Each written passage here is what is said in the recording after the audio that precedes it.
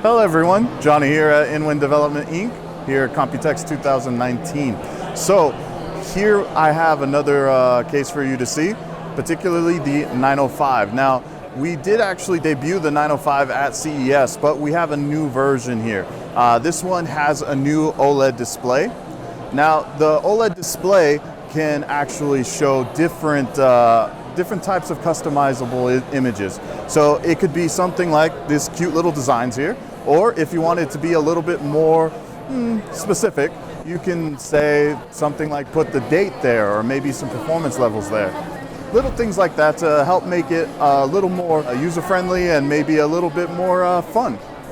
Now, continuing with like the 900 series, it actually still has like that same all aluminum shell, brushed and anodized with a clean tempered glass panels. Now, just like the 900 series, we wanted it to be as clean as possible. So even things like the clean tempered glass, so no thumb screws, nothing. Basically how that works is on the back there's a button. All you have to do is press that button and it'll release the latch that holds the tempered glass in place. Now no worries, there is a safety latch there as well, so there's no worries about you dropping the glass and breaking it. But even still guys, it's still a very, very thick glass, so there's no worries there.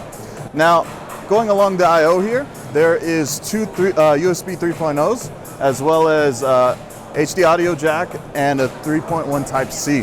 Now there's another added button there, and that button allows you to kind of toggle through the different options there, and you can have that preset to whatever it is you like. Personally, I love this little design. It's just so awesome, so oddly satisfying for whatever reason. But there is actually another version of the 905. As I mentioned earlier, it debuted at CES. That one is ARGB. Instead of the OLED display here, it has an ARGB display. So if you wanted something a little bit more simple, that's an option as well. So both of them should be available fairly soon, like maybe within the next month or so.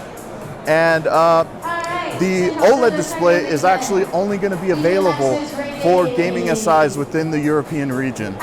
So that's something to consider. And the ARGB version should be available at any retail stores within the European region.